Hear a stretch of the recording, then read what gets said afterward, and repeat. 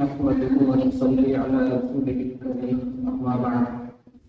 میرے محترم بزرگوں اور عزیز دینی بھائی، آج ایک ایسی چیز کے بارے میں بات کریں گے جو اسلام کی پہچان ہے اور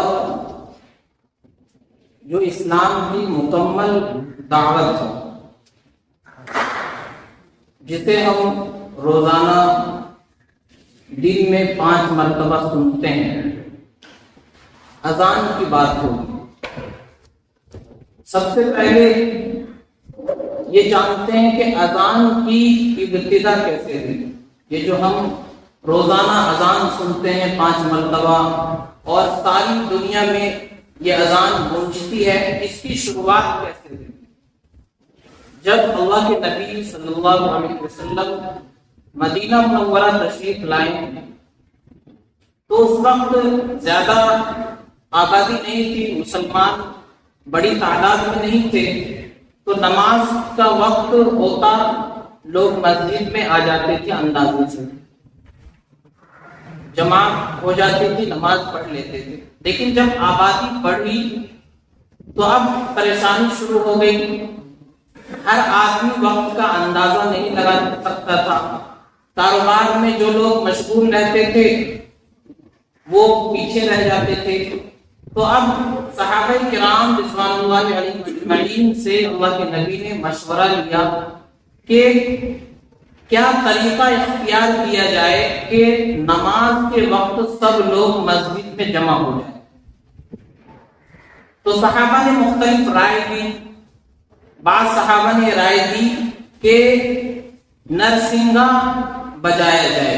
ایک سین کی طرح کا لمبا ایک آلہ ہوتا ہے، اس کے ذریعے آواز بلند کی جائے، لوگوں کو معلوم ہو جائے نماز کا وقت ہو گیا ہے، سب لوگ مسجد میں آ جائیں. بعض صحابہ نے مشورہ دیا کہ نقارہ بجایا جائے جس کی آواز سن کر لوگ مسجد میں آ جائیں. بعض صحابہ کی رائے تھی کہ آگ جلائی جائے تاکہ لوگ آگ کی شعاعوں کو دیکھ کر سمجھ جائے کہ نماز کا وقت ہو گیا ہے اور مسجد میں آ جائے.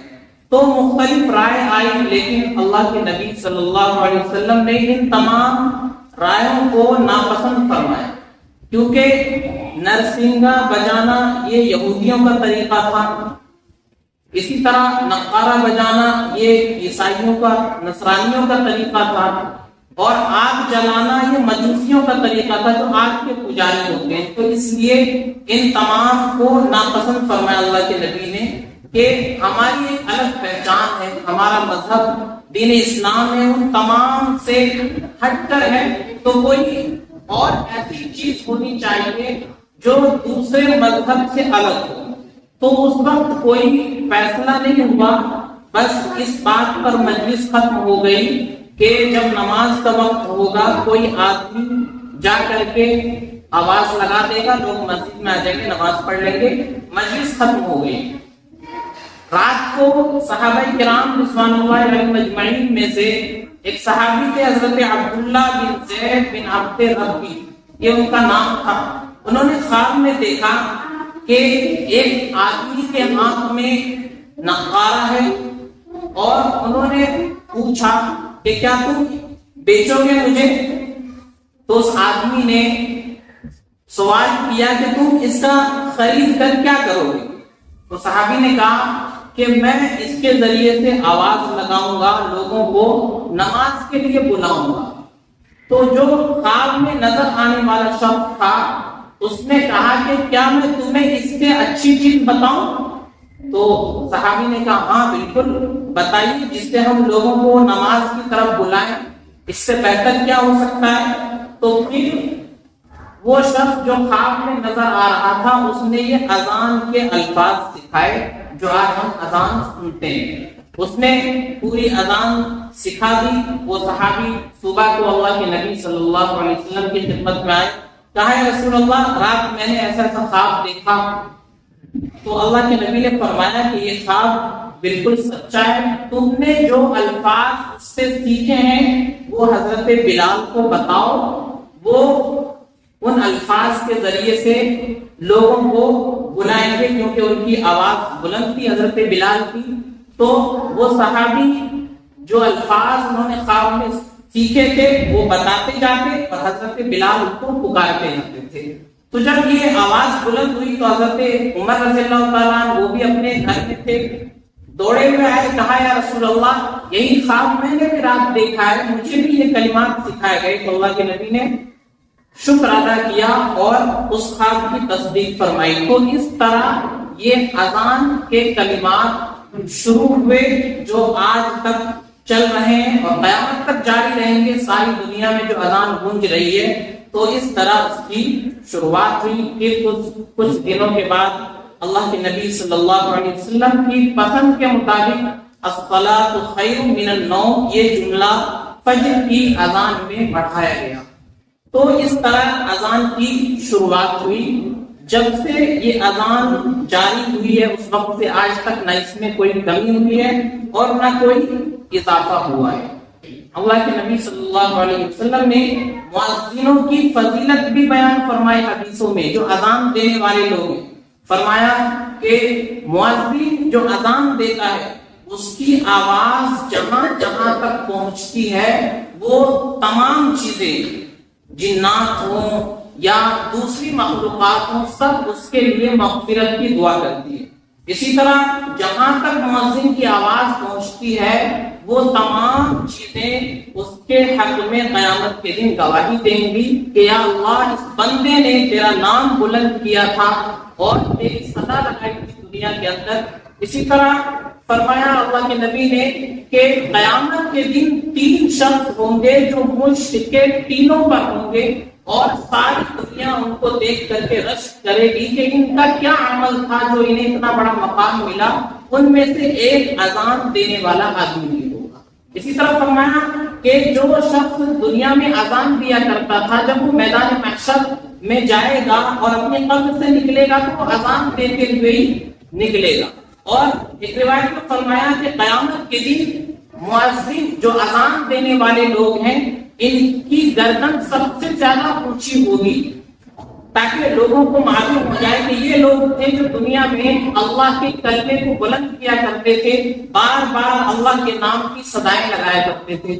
تو یہ تمام فضیلتیں اللہ کے نبی صلی اللہ علیہ وسلم نے بیان فرمائی. ایک اور روایت میں فرمایا کہ جو آدمی اخلاص کے ساتھ 7 سال تک مسلسل اذان دیتا ہے تو اس کے لیے جنت واجب ہو جاتی ہے, جنت میں اس کو داخلہ مل جائے گا اور جہنم سے خلاصی کا چھٹکارے کا پروانہ اس کو مل جاتا ہے. تو مختلف حدیثوں میں اللہ کے نبی صلی اللہ علیہ وسلم نے اذان دینے کی فضیلت بیان فرمائی.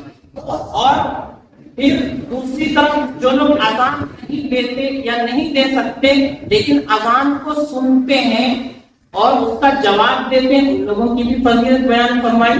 اللہ کے نبی علیہ السلام نے حکم دیا کہ جب تم مؤذن کو سنو تو وہی الفاظ دہراؤ جو وہ کہتا ہے اور پھر اس کے بعد مجھ پر درود پڑھو. جو شخص مجھ پر 1 مرتبہ درود پڑھتا ہے اللہ تعالیٰ اس پر 10 رحمتیں نازل فرماتے ہیں. پھر فرمایا کہ اس کے بعد جو آدمی میرے لیے وسیلہ مانگے گا, اللہ سے میرے لیے وسیلے کی دعا کرے گا. وسیلہ ایک خاص مقام ہے جنت کے اندر جو اس امت میں اسی آدمی کے لیے جو اس کے مناسب ہوگا. اللہ کے نبی نے فرمایا مجھے امید ہے کہ وہ شخص نہیں ہوگا. تو فرمایا جو میرے لیے وسیلے میں دعا کرے گا اس کے لیے میری شفاعت ثابت ہو جائے گی. اسی طرح اللہ کے نبی نے اور بھی حدیث بیان فرمائی جس میں اذان کا جواب دینے والوں کو جنت کی خوشخبری سنائی ہے کہ اذان کا جواب دیں گے ان کو جنت میں داخلہ ملے گا. تو اذان دینا یہ بھی بڑی فضیلت کا کام ہے اور اذان سن کر اذان کا جواب دینا یہ بھی بڑی فضیلت کا کام ہے. تو ہمیں اور آپ کو جو اذان کے الفاظ سیکھنے چاہیے, اذان کے کلمات سیکھنے چاہیے اور جہاں موقع ملے جب موقع ملے اذان دینی چاہیے اور اذان دینے کی جو فضیلت ہے اس کا جو ثواب ہے اس کو حاصل کرنے کی فکر کرنی چاہیے. اب اذان کے اور اقامت کے اندر جو کلمات جو الفاظ ہم سنتے ہیں بولتے ہیں اس کا مطلب کیا ہوتا ہے اس کو سمجھنا چاہیے. اذان کے اندر 15 کلمات ہوتے ہیں. شروع میں 4 مرتبہ اللہ اکبر ہے، اللہ اکبر اللہ اکبر اللہ اکبر اللہ اکبر، یہ تکبیر ہے. اللہ تبارک و تعالیٰ کو یہ کلمہ بہت زیادہ پسند ہے. اللہ نے اذان میں، نماز میں، حج کے دوران اور احرام پہنتے وقت اور طواف کے درمیان اس طرح بہت سے مقامات پر اللہ تبارک و تعالیٰ نے اس تکبیر کا حکم دیا ہے. اللہ اکبر، اس کا معنی ہے اللہ سب سے بڑا. یعنی ہم جو چیزیں دیکھ رہے ہیں، جن چیزوں کا تصور ہم کر سکتے ہیں یا جو ہمارے گمان میں جو چیزیں آ سکتی ہے، ان تمام چیزوں سے بڑا اللہ ہے. تمام بادشاہوں سے بڑا بادشاہ اللہ ہے. تمام مالکوں سے بڑا مالک اللہ ہے. وہ اپنی قدرت میں سب سے بڑا ہے. وہ اپنے خالق ہونے میں، مالک ہونے میں، رازق ہونے میں سب سے بڑا ہے. زندگی اور موت کے مالک ہونے میں وہ سب سے بڑا ہے. وہ مدد کرنے میں سب سے بڑا ہے، رحم کرنے میں سب سے بڑا ہے، نفع اور نقصان پہنچانے میں سب سے بڑا ہے، اولاد دینے میں، شفا دینے میں، مشکلوں کو حل کرنے میں سب سے بڑا ہے. یہ ہے اللہ اکبر کا مطلب. یہ اللہ سب سے بڑا ہے.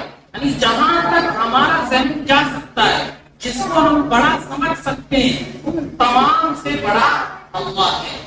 اللہ سے بڑھ کر کسی کی قدرت نہیں، اللہ سے بڑھ کر کسی کی طاقت نہیں. تو جب مؤذن پکارتا ہے تو وہ اعلان کرتا ہے اللہ اکبر اللہ اکبر، اللہ سب سے بڑا ہے. یعنی یہ دنیا میں جو طاقتیں ہمیں نظر آ رہی ہے، جو حکومتیں نظر آ رہی ہے اور جو سپر پاور بنے ہوئے، ان سب کی کوئی حیثیت نہیں اللہ کے سامنے. سب سے بڑا اللہ. تو یہ 4 مرتبہ شروع میں مؤذن پکارتا ہے. اس کے بعد کہتا ہے اشہد ان لا الہ الا اللہ، میں گواہی دیتا ہوں کہ کوئی معبود نہیں سوائے اللہ کے، وہ صرف اللہ کی عبادت کے لائق ہے، اس کے علاوہ کوئی عبادت کے لائق نہیں. پھر دوسرا کلمہ کہتا ہے اشہد ان محمد رسول اللہ، میں گواہی دیتا ہوں کہ محمد اللہ کے رسول ہیں. یعنی یہ 2 گواہیاں مؤذن پکارتا ہے. پہلی گواہی یہ کہ عبادت کے لائق صرف اور صرف اللہ کی ذات ہے. دوسری گواہی یہ کہ محمد صلی اللہ علیہ وسلم اللہ کے رسول ہیں. دوسرے لفظوں میں وہ یہ کہتا ہے کہ میں عبادت کروں گا تو صرف اور صرف اللہ کی کروں گا، اور محمد رسول اللہ صلی اللہ علیہ وسلم کی شریعت کے مطابق کروں گا. اللہ کے علاوہ کسی دوسرے کی عبادت وہ بھی قابل قبول نہیں، رسول اللہ کے علاوہ کسی اور کی شریعت وہ بھی قابل قبول. آج مسلمان اس کا اقرار کرتے ہیں اور اس کو دن میں 5-5 مرتبہ اذانوں میں سنتے ہیں، پھر 5-5 مرتبہ اقامت کے اندر جب جماعت کھڑی ہوتی ہے اس وقت سنتے ہیں. صرف زبان سے کہہ رہے ہیں لیکن عمل اس کے خلاف. زبان سے مسلمان کہہ رہا ہے کہ میں گواہی دیتا ہوں کہ اللہ کے علاوہ کوئی عبادت کے لائق نہیں، لیکن اس کے ساتھ ساتھ وہ یا علی مدد بھی کہہ رہا ہے، یا حسین مدد، یا غوث پاک مدد، اور مردوں کے نام پر جانور بھی قربان کر رہا ہے. تو یہ کون سا عقیدہ ہے؟ ایک طرف تو کہتا ہے میں گواہی دے رہا ہوں کہ اللہ کے علاوہ کوئی معبود نہیں، عبادت کے لائق صرف اللہ، لیکن ساتھ ساتھ وہ دوسروں کے سامنے جھک رہا ہے اور ہر وہ کام کر رہا ہے جو غیروں کے مندروں میں ہو رہا ہے، آشرم میں ہو رہا ہے. وہ سارے کے سارے کام مسلمانوں کے یہاں مزاروں کے نام پر ہو رہے ہیں. تو ہمیں اور آپ کو اپنے عقیدے کو درست کرنا ہے اور اس کے ساتھ ساتھ اپنے عمل کو درست کرنا ہے. اسی طریقے سے ہم گواہی دیتے ہیں کہ محمد اللہ کے رسول ہیں، یعنی ان کی شریعت کے مطابق ہمیں زندگی گزارنی ہے، لیکن ہمیں ان کا طریقہ پسند نہیں ہے. ہر چیز ہم محمد رسول اللہ کی شریعت کے خلاف کرتے ہیں. تو جو ہم گواہی دے رہے ہیں، اذان میں جو سن رہے ہیں، اس کے مطابق ہمارا عمل بھی ہونا چاہیے. اس کے بعد اگلا کلمہ جو مؤذن پکارتا ہے حی علی الصلاۃ، آؤ نماز کی طرف. اب تم نے اللہ کو سب سے بڑا مان لیا، اللہ کو اپنا معبود مان لیا، اور محمد رسول اللہ کو تم نے اللہ کا پیغمبر مان لیا. اب تمہاری ذمہ داری ہے، تمہارے اوپر یہ فرض ہو گیا کہ جو اللہ کا حکم آئے گا، جو رسول اللہ کا حکم آئے گا، اس کو پورا کرو گے. تم نے اقرار کر لیا اپنی زبان سے، تو اب اللہ کا حکم ہے حی علی الصلاۃ، آؤ نماز کی طرف. اب اللہ بلا رہے ہیں آؤ نماز کی طرف. حی علی الفلاح، اب آدمی کے ذہن میں سوال آئے گا کہ نماز پڑھنے سے کیا ملے گا؟ ہم نماز پڑھنے جائیں گے کیا حاصل ہوگا؟ دکان میں جاتے ہیں تو دولت بڑھتی ہے، فیکٹری میں جاتے ہیں پیسہ بڑھتا ہے، کھیتوں میں جاتے ہیں فصل اگتی ہے، وہاں سے ہماری دولت میں اضافہ ہوتا ہے۔ نماز پڑھیں گے تو کیا ملے گا؟ اللہ نے اگلا جملہ دہرایا، حی علی الفلاح، آؤ کامیابی کی طرف۔ نماز پڑھو گے کامیابی ملے گی، دنیا کی بھی کامیابی، آخرت کی بھی کامیابی۔ اس سے بڑھ کر کوئی کامیابی نہیں ہو سکتی کہ انسان اپنے خالق کی بات مانے، اپنے مالک کی بات مانے، جس نے اسے زندگی دی ہے، جس نے اسے وجود بخشا ہے، جو اسے جلائے گا، جو اسے مارے گا، جس کے قبضے میں سب کچھ ہے، اس کی بات ماننا اس سے بڑھ کر کوئی بڑی کامیابی نہیں ہو سکتی۔ تو اللہ بلا رہے حی علی الفلاح، حی علی الصلاح، حی علی الفلاح، نماز کی طرف آؤ، کامیابی کی طرف آؤ۔ اس کے بعد پھر آخر میں مؤذن پکارتا ہے اللہ اکبر، اللہ اکبر، کہ اللہ سب سے بڑا ہے، اللہ سب سے بڑا ہے۔ اور پھر آخر کا کلمہ ہوتا ہے لا الہ الا اللہ، اللہ کے علاوہ کوئی معبود نہیں۔ یعنی دنیا والوں سن لو، میں کہہ رہا ہوں، چاہے تم بات مانو یا نہ مانو، میں نے اعلان کر دیا اللہ کے علاوہ کوئی عبادت کے لائق نہیں ہے۔ یعنی میں عبادت کروں گا تو صرف اللہ کی، مدد مانگوں گا تو صرف اللہ سے، جھکوں گا تو صرف اللہ کے سامنے، نفع اور نقصان کا مالک ہے تو صرف میرا اللہ ہے، اس کے علاوہ کوئی نہیں۔ یہ اذان کے کلمات ہیں، یہ ان کا مطلب۔ اسی طرح جب اقامت ہوتی ہے، نماز پڑھی ہوتی ہے، تو اس وقت بھی یہی الفاظ دہرائے جاتے ہیں، صرف آخر میں قد قامت الصلاۃ، قد قامت الصلاۃ کہا جاتا ہے، یعنی نماز کھڑی ہو گئی، نماز کا وقت ہو گیا۔ اور اسی طرح فجر کی اذان میں دو کلمے الصلاۃ خیر من النوم دو مرتبہ دہرایا جاتا ہے، اس کا معنی اور ترجمہ ہے نماز نیند سے بہتر ہے۔ یعنی مؤذن پکار کر کے سونے والوں کو کہتا ہے کہ جو تم نرم نرم بستروں پر سوئے ہوئے ہو، یہ سونا تمہارے لیے نقصان کا ذریعہ ہے۔ یہاں سے اٹھ جاؤ گے، وضو کرو گے، نماز پڑھنے کے لیے جاؤ گے، یہ تمہارے لیے بہتر ہے۔ اس آرام سے بہتر وہ نماز ہے۔ الصلاۃ خیر من النوم، نماز نیند سے بہتر ہے۔ تو یہ اذان کے کلمات تھے، یہ ان کا مطلب ہے۔ ہم بچپن سے لے کر کے بچپن تک اذان کے کلمات بولتے ہیں، سنتے ہیں، لیکن کبھی اس کو سمجھنے کی کوشش نہیں کرتے کہ اس کا مطلب کیا ہے۔ یہ ایک مکمل دعوت ہے اسلام کی۔ اللہ تبارک و تعالیٰ نے ہمیں جو عقیدہ دیا ہے، جو پیغام دیا ہے، اس کو اللہ نے اس اذان کے اندر اس کا خلاصہ ذکر کیا۔ مؤذن صرف نماز کے لیے بلاتا نہیں ہے، اس کے ساتھ ساتھ وہ ساری دنیا کے لوگوں کو، چاہے وہ مسلمان ہو غیر مسلم ہو، سب کو اسلام کا پیغام سناتا ہے، سب کو اسلام کی دعوت پیش کرتا ہے۔ جو لوگ اس کو سمجھتے ہیں، جو لوگ اس کو پڑھتے ہیں، وہ لوگ دائرہ اسلام میں داخل ہو جاتے ہیں۔ کتنے ہی ایسے لوگ ہیں جو غیر مسلم تھے، عیسائی تھے، یہودی تھے، لیکن جب وہ مسلم ملکوں میں پہنچے اور وہاں انہوں نے دن بھر میں 5 مرتبہ ہر طرف سے اذان کی آوازیں سنی، تو ان کے دل میں طلب پیدا ہوئی کہ ہم اس اذان کا مطلب سمجھے کہ اس کے اندر مؤذن کہتا کیا ہے۔ جب انہوں نے اس اذان کا مطلب سمجھا تو ان کے دل پر اثر ہوا، مسلمان ہو گئے۔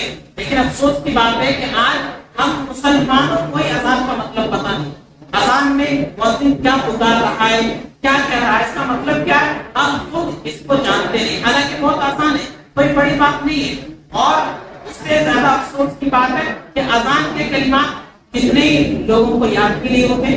تو یہ 15 کلمات اذان کے اندر ہیں۔ فجر کی اذان میں 2 کلمے زیادہ بڑھ جاتے ہیں، 17 ہو جاتے ہیں۔ اور اقامت جو ہوتی ہے، جب جماعت کھڑی ہوتی ہے، تو اس میں بھی 17 کلمات ہیں۔ تو ان کو یاد کرنا چاہیے، اس کی بڑی فضیلتیں، اور جب بھی جہاں بھی موقع ملے اذان دینی چاہیے، اس فضیلت کو حاصل کرنا چاہیے اور اس کے مطلب کو سمجھنا چاہیے۔ یہ مکمل دعوت ہے اسلام کی۔ اسلام کے جو عقائد ہیں، ہمارا جو ایمان ہے، وہ پورا کا پورا اس اذان کے اندر موجود ہے۔ تو ہمیں اس کو سمجھنا چاہیے۔ ایک مرتبہ پھر مختصر میں اذان کا ترجمہ سمجھ لیتے ہیں۔ سب سے پہلے مؤذن 4 مرتبہ کہتا ہے اللہ اکبر، اس کا مطلب ہے اللہ سب سے بڑا ہے۔ اس کے بعد پھر 2 مرتبہ کہتا ہے اشہد ان لا الہ الا اللہ، اس کا مطلب ہے میں گواہی دیتا ہوں اللہ کے علاوہ کوئی عبادت کے لائق نہیں۔ پھر 2 مرتبہ کہتا ہے اشہد ان محمد رسول اللہ، اس کا مطلب ہے میں گواہی دیتا ہوں کہ محمد اللہ کے رسول ہے۔ اس کے بعد 2 مرتبہ کہتا ہے حی علی الصلاۃ، اس کا مطلب ہے آؤ نماز کی طرف۔ پھر 2 مرتبہ کہتا ہے حی علی الفلاح، اس کا مطلب ہے آؤ کامیابی کی طرف۔ پھر آخر میں اللہ اکبر اللہ اکبر، اس کا مطلب ہے اللہ سب سے بڑا ہے، اور سب سے آخر میں کہتا ہے لا الہ الا اللہ، اللہ کے علاوہ کوئی عبادت کے لائق نہیں۔ اور فجر کی اذان میں الصلاۃ خیر من النوم پڑھ جاتا ہے، اس کا مطلب ہے نماز نیند سے بہتر ہے۔ اور جب اقامت ہوتی ہے تو اس وقت قد قامت الصلاۃ پڑھا دیا جاتا ہے، اس کا مطلب ہے نماز کھڑی ہو چکی ہے۔ تو یہ اذان ہے، اقامت ہے۔ ہمیں اور آپ کو چاہیے ہم ان کے الفاظ کو یاد کریں، اس کا مطلب سمجھیں، اور اذان دینے والا اذان دے گا اس کی فضیلت ہے، اور جو اذان سننے والے لوگ ہیں اذان سن کر کے اذان کا جواب دیں گے اس کی بھی بڑی فضیلت ہے۔ جو لوگ اذان کا احترام کرتے ہیں ان کو بڑا مقام ملتا ہے۔ ہم لوگ اذان ہوتی رہتی ہے باتیں بناتے رہتے ہیں، اذان ہوتی رہتی ہے ہمارے گانے چلتے رہتے ہیں، ہمارا موبائل چلتا رہتا ہے، میوزک ہمارے یہاں چلتا رہتا ہے۔ تو یہ اذان کی ناقدری ہے۔ جو آدمی اذان کی ناقدری کرے گا، اذان ہو رہی ہے، اللہ کا نام پکارا جا رہا ہے، اور ہم دوسری چیزوں میں مشغول ہوں تو یہ بہت ہی خطرناک بات ہے۔ اذان کا احترام کرنا چاہیے۔ جب اذان ہو تو آدمی توجہ کے ساتھ اذان کو سنے اور اذان کے الفاظ کو دہرائے۔ جو مؤذن کہہ رہا ہے وہی الفاظ بھی دہرائے۔ حی علی الصلاۃ حی علی الفلاح کے وقت کہا گیا کہ لا حول ولا قوت الا باللہ کہیں، تو اگر نہیں کہہ سکتا تو جو مؤذن کہہ رہا ہے وہی الفاظ دہراتا رہے، اس کی بڑی فضیلت ہے۔ اور اپنے گھر کی عورتوں کو بھی جا کر کے بتائے کہ جب اذان ہو تو اس وقت بات بند کر دے، اس وقت اذان کو غور سے سنے، اذان کے الفاظ کا جواب دے، اذان کا احترام کرے۔ ہماری عورتوں کے اندر کوئی بات ہوتی ہے، چاہے کسی بھی حالت میں اذان ہوتی ہے تو فوراً سر پر دوپٹہ رکھ لیتی ہے، یہ بھی اذان کا احترام ہوتا ہے۔ ایک عورت کے بارے میں واقعہ لکھا حضرت شاہ عبد العزیز کے زمانے کا واقعہ دہلی کا، کہ اس عورت کا جب انتقال کا وقت قریب آیا تو اس کی زبان سے کچھ الفاظ نکل رہے تھے، گھر والے اس کو سمجھ نہیں پا رہے تھے کہ یہ کیا کہہ رہی، تو کسی عالم کو بلایا گیا کہ یہ عورت پتہ نہیں کیا اس کی زبان سے نکل رہا ہے، آپ ذرا سنیں۔ تو وہ کہہ رہی تھی فَادْخُلِي فِي عِبَادِي وَادْخُلِي جَنَّتِي، کہہ رہی تھی کہ مجھے اس کی آواز لگائی جا رہی ہے، اس کا مطلب ہے کہ میرے بندوں میں داخل ہو جا اور میری جنت میں داخل ہو جائے۔ یعنی اللہ کی طرف سے اس عورت کو یہ آواز لگائی جا رہی تھی میرے بندوں میں شامل ہو جا، میری جنت میں داخل ہو جا۔ تو کچھ دیر کے بعد اس عورت کا انتقال ہو گیا، تو اس عالم صاحب نے تحقیق کی اس کے گھر میں کہ اس عورت کا ایسا کون سا عمل تھا کہ دنیا میں رہتے ہوئے موت سے پہلے اس کو جنت کی خبر دے دی گئی، جنت کی خوشخبری سنا دی گئی۔ تو گھر والوں نے کہا کہ یہ کوئی خاص عمل نہیں کرتی تھی، نماز بھی نہیں پڑھتی تھی، اور کوئی اس کا خاص عمل نہیں تھا، لیکن ہاں جب کبھی اذان ہوتی تھی تو جو آدمی بات کرنے والے ہوتے تھے ان کو ڈانٹ ڈانٹ کر چپ کرا دیتے کہ چپ ہو جاؤ، اب بات بند کرو، اذان ہو رہی ہے، اللہ کا نام پکارا جا رہا ہے۔ تو سب کو ڈانٹ کر کے گھر میں خاموش کرا دیتی تھی، بس اس کا یہی عمل تھا۔ تو وہ عالم صاحب سمجھ گئے کہ اس نے اللہ کے نام کا احترام کیا، اور جب اذان ہوتی تھی تو اس وقت یہ خود بھی بات نہیں کرتی تھی اور لوگوں کو بھی چپ کرا دیتی تھی، تو اللہ نے اس کو اذان کے احترام کی وجہ سے یہ مقام دیا کہ دنیا میں رہتے ہوئے اسے جنت کی خوشخبری سنا دی گئی۔ تو اذان کا احترام کرنا چاہیے، اذان کے وقت بات چیت کرنا یا دوسری چیزوں میں مشغول ہونا یہ درست نہیں ہے۔ اللہ تعالیٰ سب کو عمل سمجھ کے توفیق عطا فرمائے۔